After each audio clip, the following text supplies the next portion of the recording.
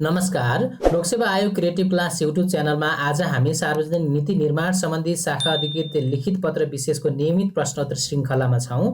आजको प्रश्न रहेको छ, सार्वजनिक नीति निर्माण एक संवेदनशील कार्य हो र सार्वजनिक नीतिको प्रभावकारिताको लागि नीति निर्माणका सबै चरणहरूमा सार्वजनिक सहभागिता जरुरी हुन्छ र सार्वजनिक नीति निर्माण गर्दा वास्तविक सरकारवालाको सहभागिता हुने सहभागिता नहुने तर स्वार्थ र दबाव समूह भावी हुने सम्भावना रहन्छ भनेर एउटा प्रश्नको पृष्ठभूमि रहेको छ र नेपालमा नीति निर्माण प्रक्रियाको विश्लेषण गर्दै सार्वजनिक नीति निर्माण चक्रमा गैर सरकारी क्षेत्र, नागरिक समाज र सरकारवालाको भूमिकाबारे लेख्नुहोस् भनेर प्रश्न सोधिएको छ। यसका साथसाथै नीति निर्माणमा दबाव र स्वार्थ समूहको पहुँच कम गर्न नीति निर्माताहरूले के कस्तो रणनीति अवलम्बन गर्नु पर्ला भनेर प्रश्न सोधिएको छ। यसको हामीले उत्तरमा विषय प्रवेशमा हामीले के लेख्न सक्छौँ भने जनप्रतिनिधिको दायित्व र प्रतिबद्धता पूरा गर्न अथवा जनताप्रतिको दायित्व र प्रतिबद्धता पूरा गर्न सरकारद्वारा गरेको अठोट संकल्प, घोषणा वा मार्गदर्शनलाई सार्वजनिक नीति भनिन्छ भनेर यो सार्वजनिक नीतिको एउटा परिभाषा लेख्न सक्छौँ।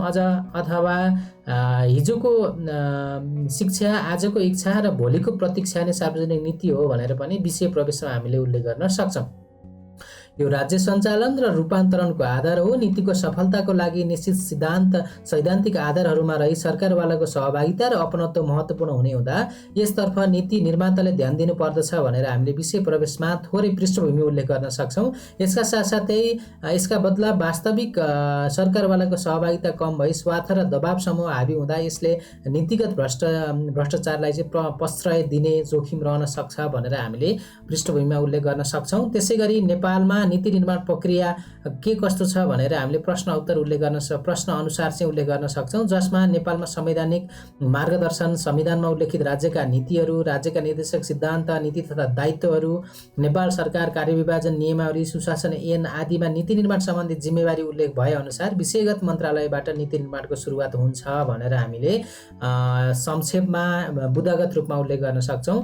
अर्को कुरा, सम्बन्धित मन्त्रालयले कानुन मन्त्रालयसँगको परामर्शमा नेपाल सरकारको पूर्व स्वीकृति पश्चात तयार पारेको नीति मस्यौदा सरकारवालाको परामर्शसहित मन्त्री परिषदमा स्वीकृतिका लागि पेश हुन्छ र स्वीकृति पश्चात सम्बन्धित मन्त्रालय मार्फत चाहिँ कार्यान्वयन हुन्छ भन्ने विषय उल्लेख गर्न सक्छौँ। अर्को छ, नेपालमा नीति तर्जुमा गर्दा संविधान, ऐन, कानुन, आवधिक योजनाहरू, अन्तर्राष्ट्रिय प्रतिबद्धताहरू, अदालती निर्णय र नजिर, वार्षिक प्रतिवेदनहरू, अध्ययन प्रतिवेदन, हैन, विषयको आधार, राजनीतिक दलका घोषणापत्र आदिलाई चाहिँ मार्गदर्शनको रूपमा, आधारको रूपमा लिएको पाइन्छ। र अर्को कुरा, नीति निर्माण सम्बन्धी नेपालमा छुट्टै कानुनी व्यवस्था देखिँदैन। राष्ट्रिय योजना आयोगले चाहिँ नीति लेखन सम्बन्धी मार्गदर्शन तयार गरेको छ तर कार्यान्वयन भएको छैन।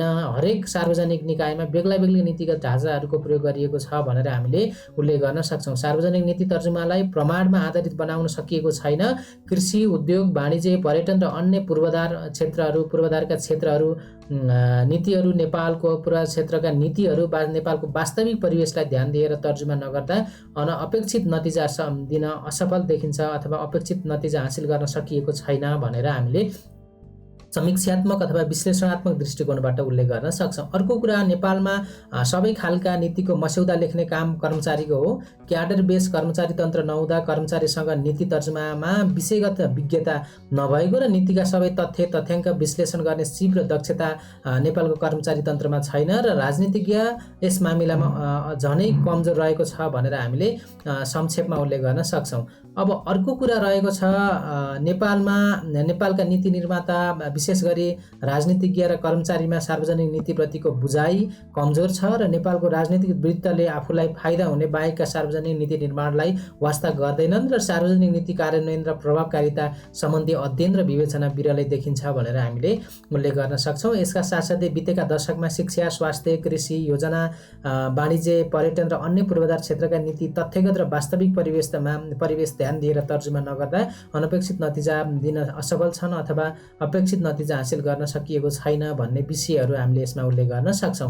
अर्को कुरा, नीति निर्माणका चक्रमा गैर सरकारी क्षेत्र, नागरिक समाज र सरकारवालाको भूमिका के कस्तो रहन्छ भन्ने विषयमा हामीले संक्षेपमा बुदागत रूपमा उल्लेख गर्न सक्छौँ, जसमा चाहिँ नीति निर्माणको चरणमा, कार्यान्वयनको चरणमा, यसको पृष्ठपोषणको चरणमा भनेर हामीले उल्लेख गर्न सक्छौँ। यसमा नीति निर्माणको चरणमा चाहिँ समस्या पहिचान र आवश्यकता निर्धारण गर्दा, हैन, आवश्यकता निर्धारण गर्ने जस्तो जनचेतना अभिवृद्धि गर्ने र जानकारी गराउने, बनाउने, नीति सञ्चार तथा वकालत गर्ने, मुद्दा र विषयको वकालत गर्ने, त्यसैगरी आफ्नो सरकारको विषयमा माग राख्ने, नीति सम्बन्ध र विश्लेषणमा सहयोग गर्ने, अन्तर्राष्ट्रिय तथा गैर सरकारी क्षेत्रका असल अभ्यासहरूको पृष्ठपोषण दिने अथवा त्यसको नीति करेक्सनको लागि अब पोलिसी गाइडलाइन्सहरू प्रदान गर्ने जस्ता विषयवस्तुहरू हामीले यसमा उल्लेख गर्न सक्छौँ।